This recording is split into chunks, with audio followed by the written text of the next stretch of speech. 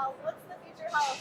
I'm talking to the who's who of health tech and healthcare innovation. I'm here at the Digital Health Studio, moonlighting a bit.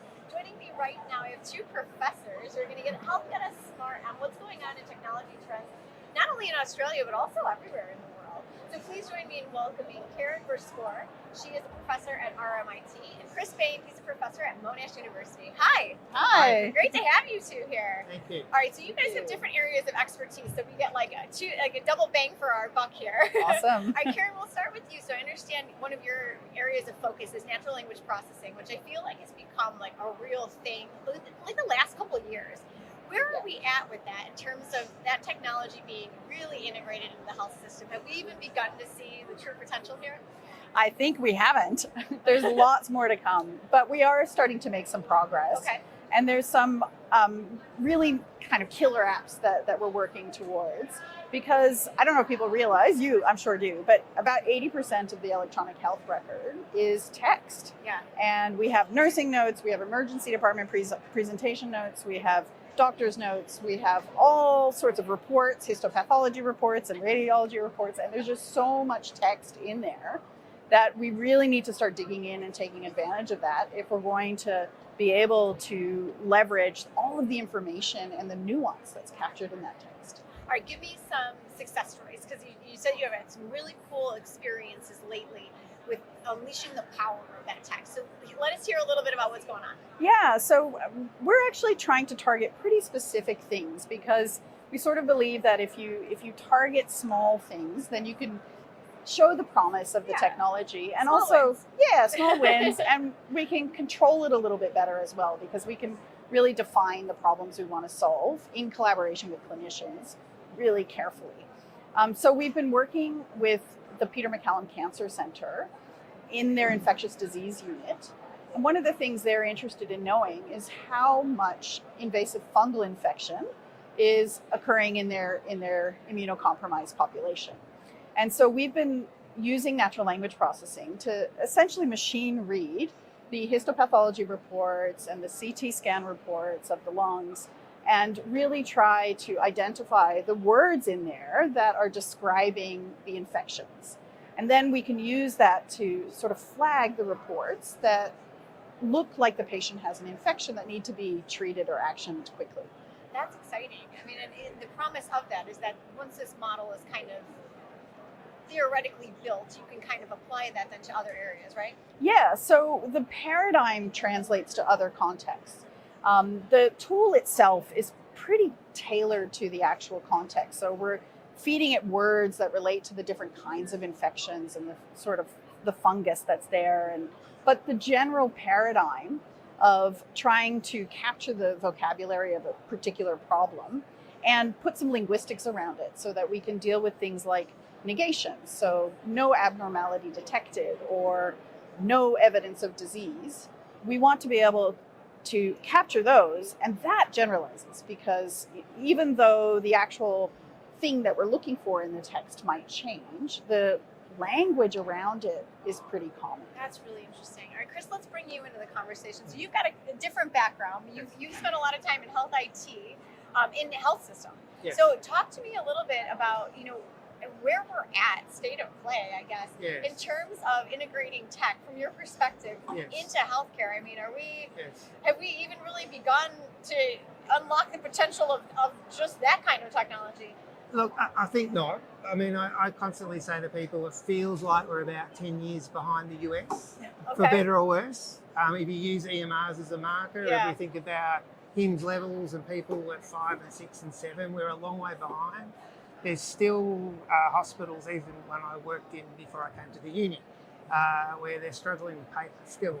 But it's changing, and I'd say COVID has been a big stimulus for that.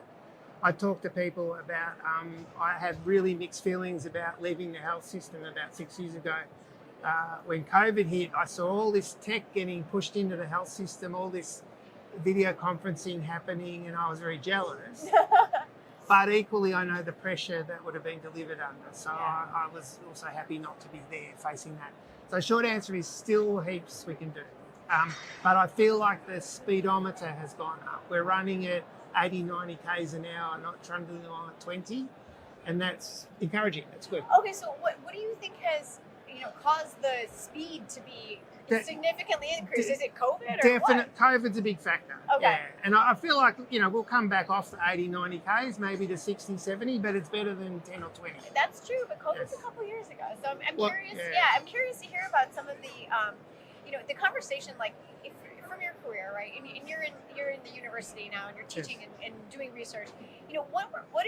What has been the biggest change in terms of the conversation around healthcare technology? Yes. As you think about, like, even whether it's before COVID or even a couple of years ago, what's changed the most to you in terms of how folks at the executive level in healthcare organizations are thinking about or talking about technology? So a couple of examples. So I think as more EMRs have come in, more and more organisations, and I've literally had these conversations, are saying, now we want to do things with our data.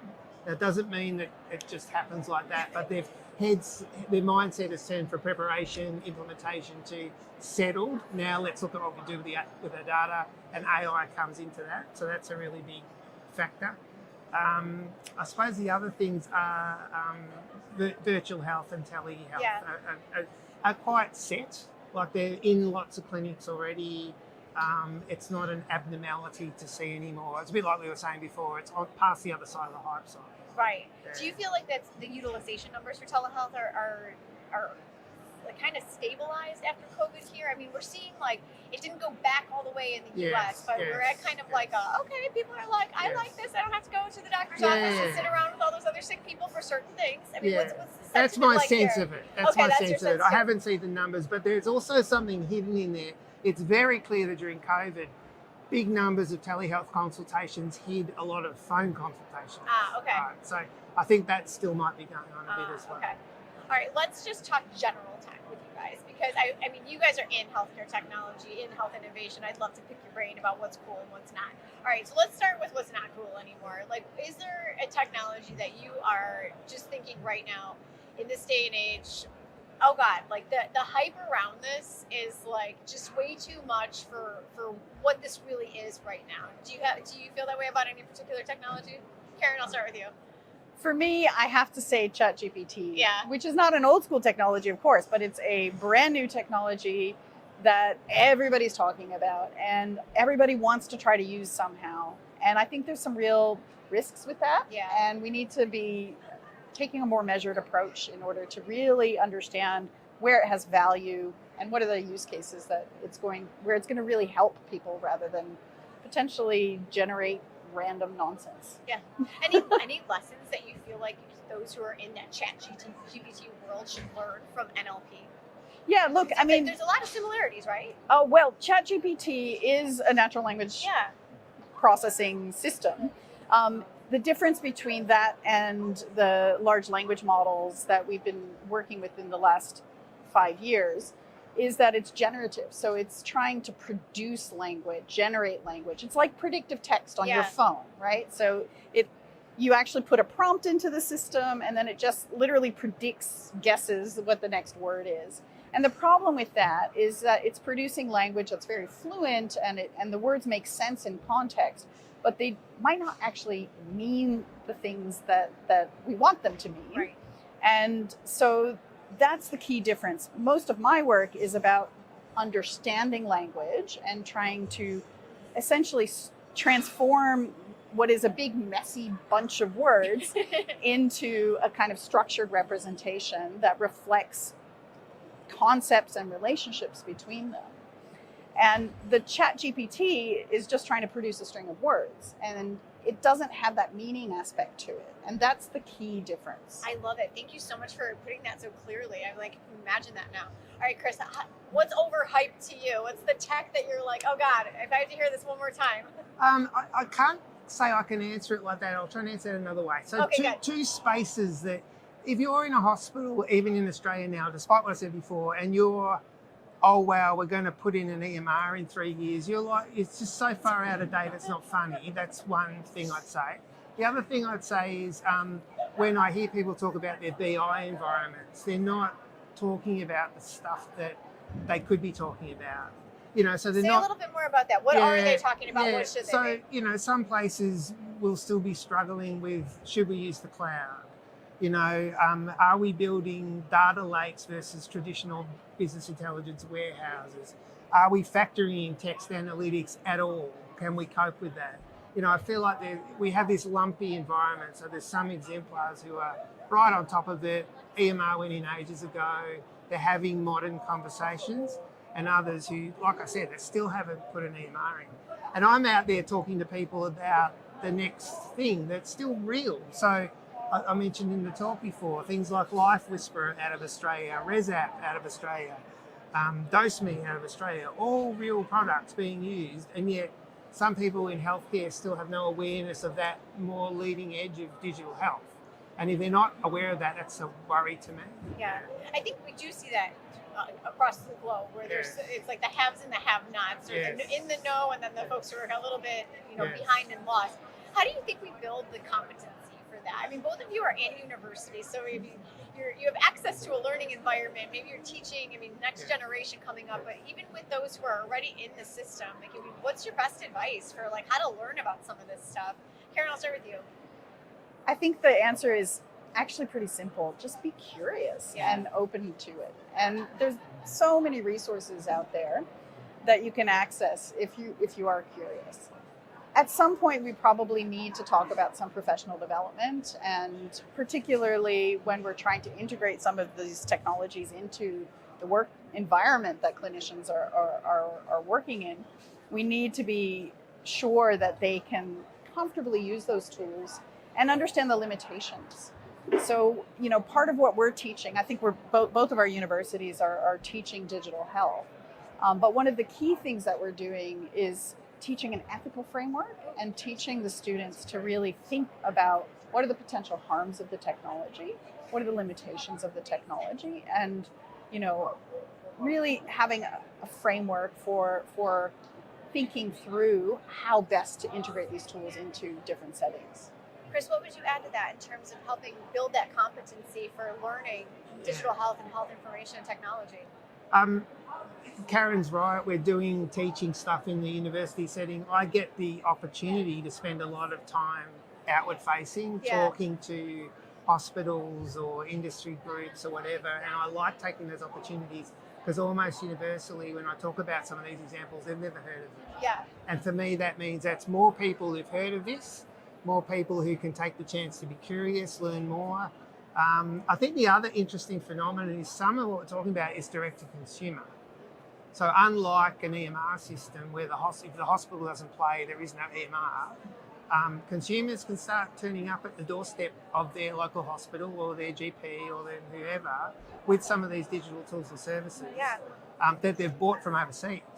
Right? So that's going to be from where? another force coming, right? Yeah. So, No, we're seeing a lot of that in the States, and I cover essentially the startup environment that has a lot of those digital tools, and it's an interesting push and pull, right? Between how much care do you want a patient to have, control over, but then how does it integrate in with the other care that they're receiving in a more traditional environment?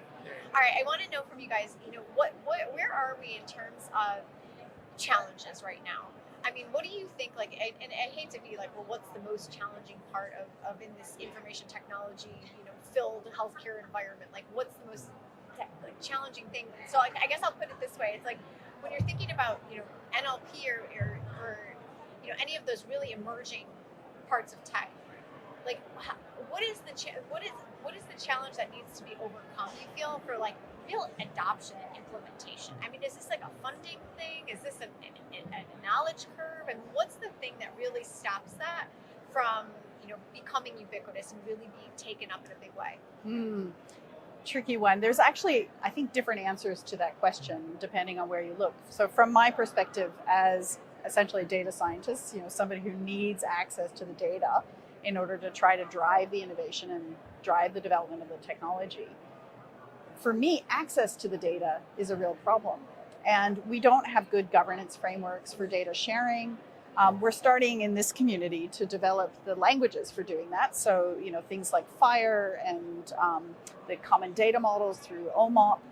These are tools that we can use to facilitate data sharing and data interaction, but actually doing it is not really happening yet. Yeah. And if we're going to do things that rely on data to drive decision making, we need access to data, right? Yeah. And the funding comes along with that for sure. But I think actually the bigger issue is that governance system and the willingness to share data, because this is sensitive data. We understand that. There are just too many barriers in place for having a meaningful conversation about how to share the data. Chris, what would you say about constraints? I mean, what do you think some of those are? Yeah, all of those things. I mean, I've got a project currently with a very willing hospital partner. It's been a marathon to get the data, and that's with a willing hospital partner and executive drive and ethics in place. So that's a big issue. So is it a technical issue then? That's partly a technical issue in this case. I won't name the vendor, but everyone's working on it. Everyone's working on it, but the duration, it's been a marathon. Funding is a big thing. Finding, not just for the really cutting edge digital health apps, but even just technology in general.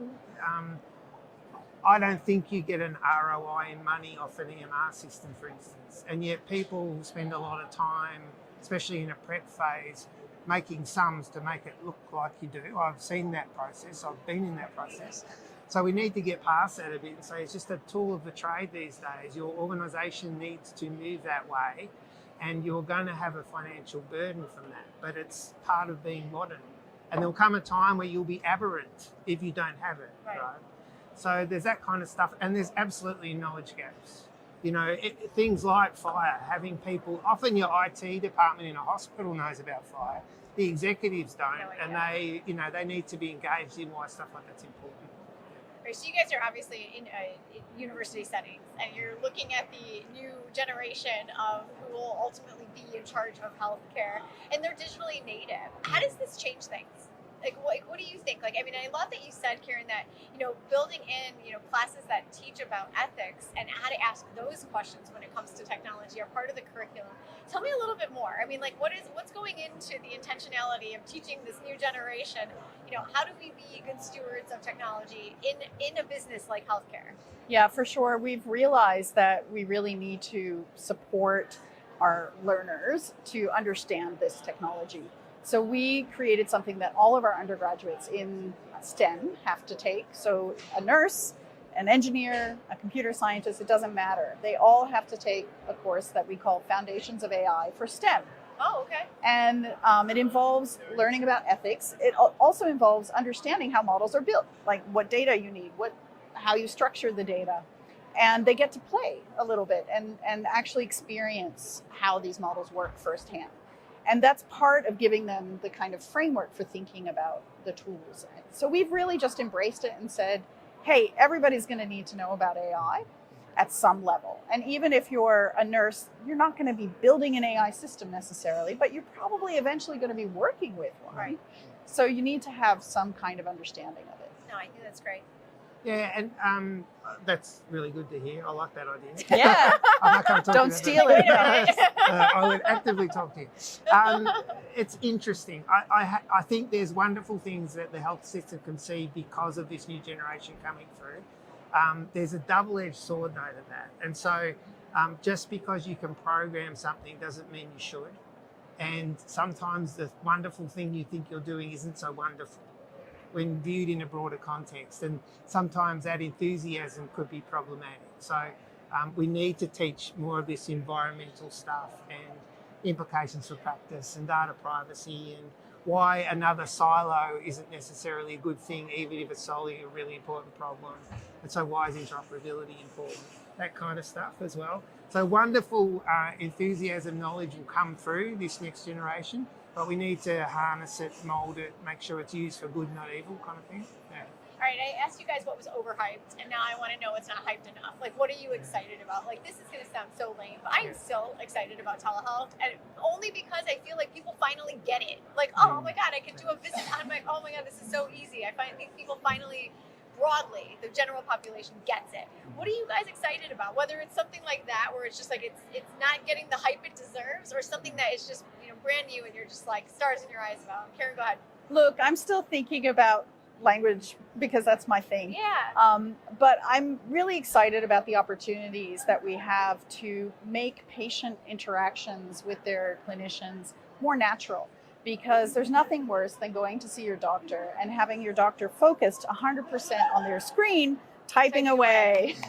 Yeah. So I'd really like to see us using ambient systems that capture the conversations, that do a bit of clinical documentation, and maybe even to support things like real-time translation, so that if you have a patient, that comes in speaking Farsi and the clinician only speaks English, how can you facilitate that conversation? These are things we can do, and we don't have to have perfection in these tools. So the bar is a little lower, I think, for adoption, but the opportunities are huge. I like that. It sounds so like easily, well, not easily maybe, but that's something that could be implemented soon. Definitely. Right. I love that. All right, Chris, what about you? Yeah, look, I think we're really underdone on extended reality in healthcare. Okay. So certainly from reading I've done, really positive things in pain control in different settings, anxiety.